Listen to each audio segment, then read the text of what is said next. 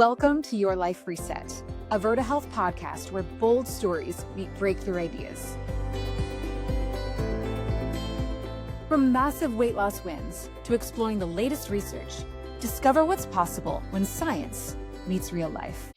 Hey there, listeners. It's Teresa Link, and this is Your Life Reset. Do you have insulin resistance, or would you even know it if you did? Today's guest is going to help you find out with some very simple math. So I'm joined today by Dr. Forrest Estes, Virta clinician and board-certified lipidologist, and a proud self-described nerd. So we're breaking down blood lipids, insulin resistance, and why some of the most important metabolic red flags might be in some labs that you've already had. So if you like practical insights without the medical jargon or less medical jargon, you're going to love this conversation. So Forrest, thank you so much for being here. I'm so excited to have you on. Teresa, thank you so much for having me. I'm excited to be here too. Uh, we have fun. Yeah. So I think it's important to mention, first of all, that the only reason I invited you is because of your Southern accent. It's not because you're a lipidologist. It's because of your accent. Okay, that's not a problem. I'll take what I can get here. Or as we would like to say down here in Georgia, I ain't mad at you, so we're good. Okay. Well, I hope you had a lot more Georgia isms, throughout today. But got to be careful because I could take it down a tangent with lots of different accents that I love. So let's Okay. move to the topic, at hand. Um, so today we're going to answer the question: do you have insulin resistance? Seems like a big question, but we can really simplify it. Before we get into that good stuff, though, you're a lipidologist, which sounds intense. Um, what does that actually mean? Yeah, it does sound complicated. It does, but it doesn't have to be, right? Really, it's just lipidology. Lipidology is just the study of lipids in the blood. Things like cholesterol, triglycerides, all these things, play a huge role in the body and have many different functions in many different forms. For example, triglycerides, which is just a fancy word for fats. That's just, energy storage, right? And then we got things like cholesterol, which is a waxy type of lipid. And it's, used for everything from building cell walls to making, hormones. In that regard, it's one of the basic building blocks of our biology. So really important for sure. Yeah, and at Virta, we focus on metabolic health. Um, how are lipids and metabolic health then related? Very good question. And that's kind of what got me interested in lipidology from my metabolic background. So, metabolic health just refers to how well the body manages and uses energy, and lipids are central to that process. So, um, a healthy metabolism depends on the body's ability to handle lipids appropriately, and by that I mean, just storing, moving, using these lipids. But when insulin resistance impairs lipid handling, the mismanaged lipids can then worsen the insulin resistance, and now we got this snowball situation on our hands, and it just kind of leads to all kinds of issues, metabolic issues like weight gain, type 2 diabetes, hypertension, fatty liver disease, PCOS, heart disease, so on and so forth. Um, and kind of what all that means is that a lipid panel, which is just the simple labs you get in a standard set of labs that shows all your cholesterol. This lipid panel is much more than heart health, right? It can really provide some insight into your overall metabolic health as well. Well, I am so excited to learn more. You've called yourself a bit of a nerd. Definitely feels on brand for sure. Uh, I can't deny it. At this point, there's no hiding it, right?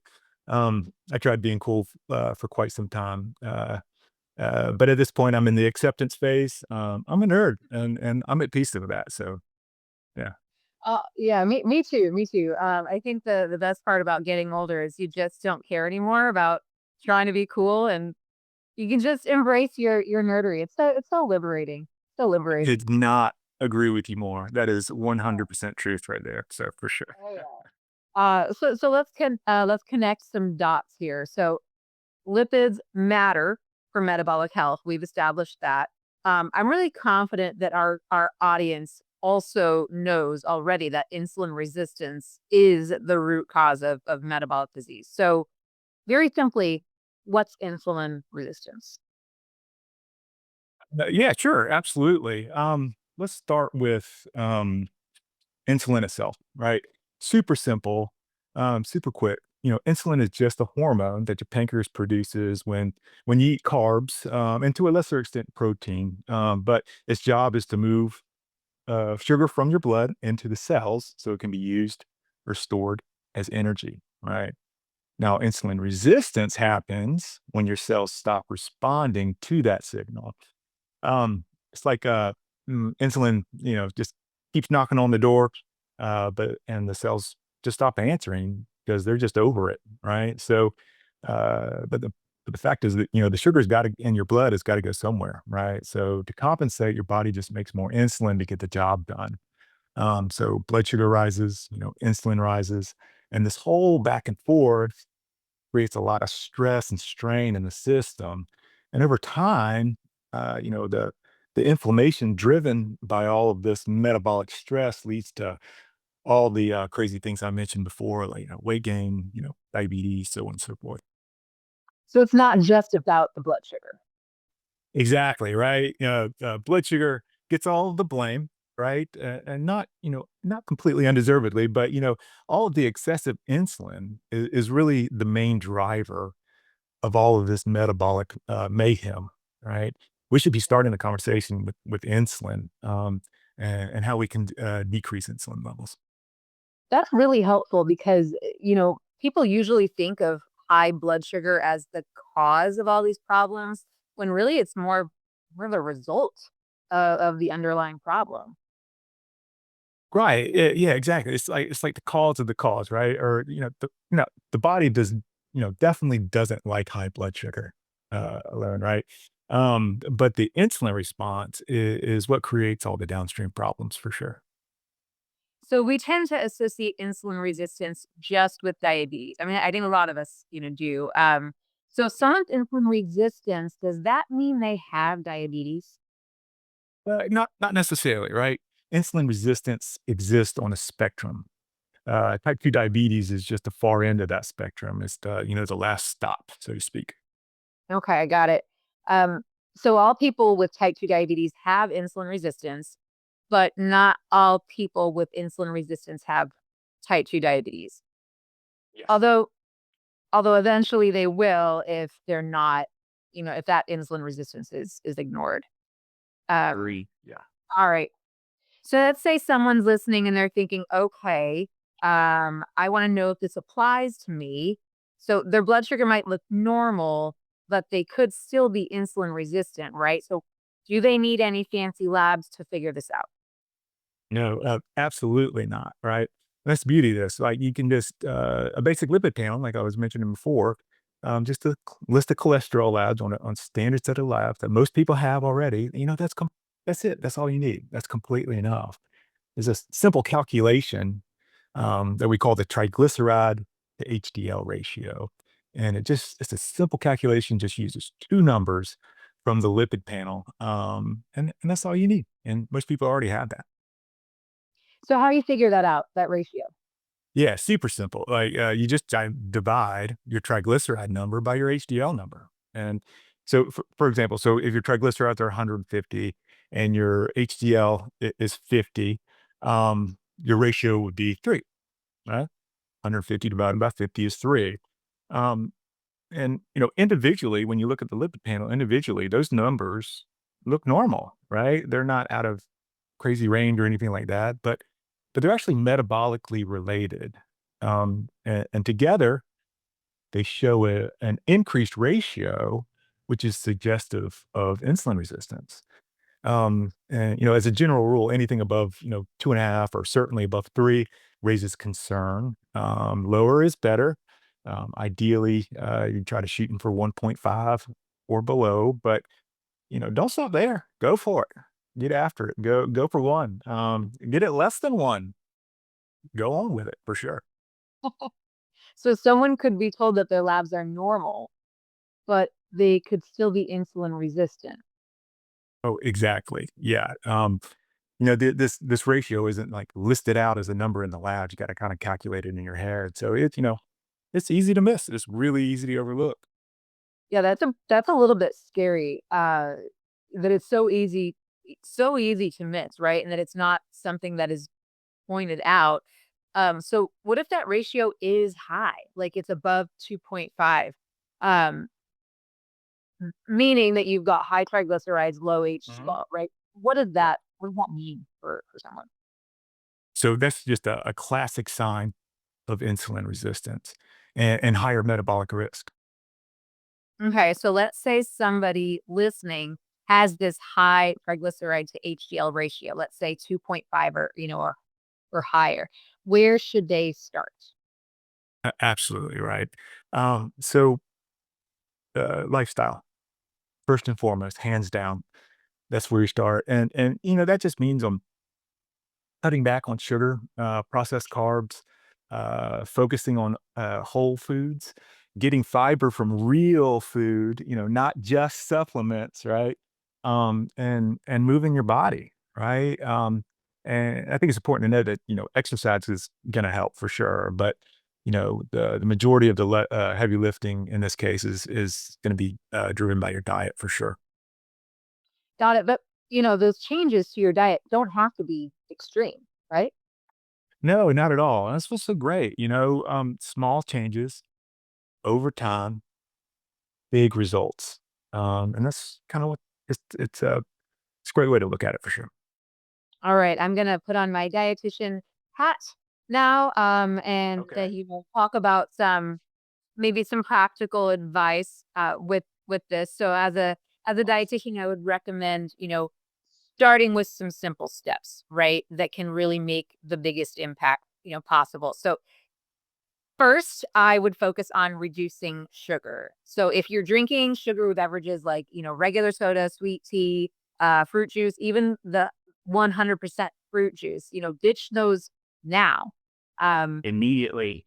Preach. Immediately. Me, that change alone, I think, can make a huge difference in your metabolic health. And then also be sure to check those labels too, right? Because these so-called healthy foods, smoothies, yogurt, um, many are surprisingly high in sugar, like as much Mhm, sugar as a candy bar. I mean, it's really mhm. really kind of alarming. Second, I would say cut back on grains like white bread, Mhm, pasta, potatoes, rice. You mhm, can easily swap French fries for a side salad. You can try zucchini noodles instead of pasta. You can, double up your veggies in place of mashed potatoes or have a burger without the bun. It doesn't have to be complicated, right? Um, for sure. and as you mentioned, choosing whole foods. So whenever you can, we don't have to be perfect, but when you can, do it. So these are foods with only a few ingredients, or ones that don't come with a nutrition label at all, like strawberries or Uh-huh. green beans. Those would be your definition of a whole food. Yep, Whole straight food, out the ground. There you go. yeah. Yeah, exactly. And add some healthy fats and some salt in that, and it actually tastes good, right? You can't beat it. Right. Right. Totally. I used to eat steamed broccoli with no salt, no butter, anything like that, and I'm like, Why did I do this to myself, all those years ago?" But now, you just add a hunk of butter and some salt, and you're good to go. You're good to go. Yeah, absolutely, for sure. The secret to good restaurant food is out, I think. I Yeah, think that, yeah, for sure. yeah. And it's so easy to just, do it at home. Yeah. You don't have to do anything Uh-huh. Of fancy. course, Um, yes. all right. Well, back to lipids. If someone sees a high triglyceride to HDL ratio on their cholesterol panel, what would you tell them as a physician? Um, so I think it's best to think of it like a warning light on your dashboard. right? Don't panic. Don't slam on the brakes. Pull over to the side of the highway and put on your blinkers, right? But don't ignore it. All right. Use it as a motivation to make some changes before bigger problems show up. I love that comparison to a warning light, right? Your engine might need a little bit of maintenance, but it's not dead yet, hopefully. Yeah. Yeah. Okay. All right, Forrest. So this has been awesome so far. To close us out, I'm going to take you to the hot seat. So these questions are All rapid right. fire. Don't think about them too much. So we're going to go with question number one. Okay. What's the highest HDL you've ever seen? Oh, probably, I know a little over 100. Nothing too wild, but the major abnormalities occur on the lower end of things, but probably over 100. Yeah, that's up there. So I thought my mom's HDL would top the charts at 85, but looks like she's got some work to do. Oh, that's legit HDL, no doubt. Yeah. She's doing good. Yeah. Sure. All right. Question two. What food is always in your fridge? Uh, uh, always cheese sticks, right? I've got kids. We always got cheese sticks. We're good for if you need one. We're good for some cheese sticks. Just let me know. We're good. So you know. Um, so do you guys like the string cheese or do you like the cheddar, like the swirly ones? One of each. The older one likes the swirly. The younger one likes the string cheese, and Dad likes both. So we're good to go. All right. All right. Yeah, cheese sticks are an absolute must when you have kids. Or when you don't. They're just so handy and Yeah. portable. Yeah. All right, question three. Bacon or eggs? You can only choose one for the rest of your life. So which is it? Mm. Woo. The hot seat is appropriately named. Goodness. I love eggs, but I think I think if I didn't have eggs, the only thing that's going to make me happy is bacon. So following that logic, I'll go bacon. All right. Well, bacon makes me very happy as well. But I'm gonna go with eggs. Because you can dress them up, you can dress them down, you can, add a whole bunch Mhm. of stuff to them. So I'll go with that. So you go with bacon, I'll go with eggs, and then we'll balance each other out. It'll be great. That sounds like a plan, and I'm open to bartering. Right. So if you want to work a trade, holler. We'll get No it done. trades allowed. No trades. Okay. Bacon only for the rest of your life. All right. I'm good with it. Let's Um, go. Okay, so last question. Best decade, 70s, 80s, or 90s? 80s, hands down, no debate for sure. Uh, by the late 80s, I was about 9. So I didn't really get to experience a lot of its glory.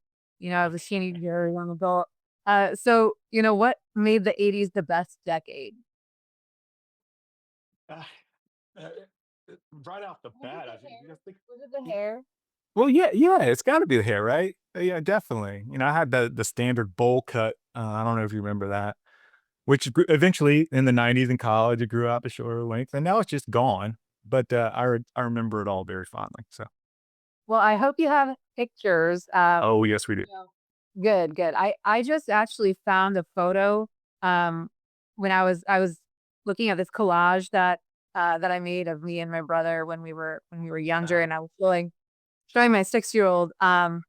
And I was like, "Oh, this is mommy as a flower girl when I was your age." And this was from 1989. The dress totally, horrific. The hair amazing. It was crazy. I had the poof things. It took my mom forever, and a whole can of hairspray, but it was totally worth it. Totally worth it for the envelope Absolutely. decades Yeah, later. I can picture. I know exactly what you're talking about, and it's perfect '80s. It's awesome. I love it. Glorious, glorious. I mean, we're creeping into the 90s there, but we'll Okay. keep it in the 80s. So all right, we've established a ton of really great information today. Mhm. Had some fun. We've had some laughs. I think I might have started to mirror your accent a little bit, and then I had to take it back. I don't Okay. know. Let it fly. Don't worry. Just let it. Just it's the natural thing. Just let it go. So it sounds like okay. We've got some very practical advice for listeners to understand what are some of those early signals where they could be insulin resistant, right? And we can find that without fancy labs. We can do that with a basic cholesterol panel. So if you hadn't had one, why would you go get one? And then you can, again, just do that simple math. Remind us of the simple math. Oh, triglycerides divided by HDL. Okay.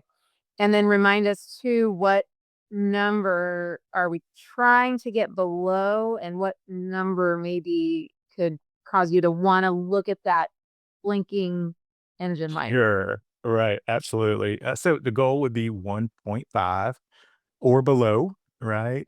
But certainly anything 3 above should perk your ears up a little bit. And Okay. yeah, for sure. Wow. And then again, just to recap, this is not a reason to panic. It's a reason to look at this as an opportunity to Engaged. Yes, absolutely. yeah, to Small make changes over some time. lifestyle changes. All right, Yep. fabulous. Okay. Well, thank you so much for hanging with me today, Forrest. Again, lots of great conversation, tons of practical information, a lot of what I don't think most people know, and hopefully they can go and find this out, for themselves, and be motivated to maybe make some changes. So, I really hope that our audience walks away feeling empowered. Absolutely. And I really appreciate you having me. Thanks so much.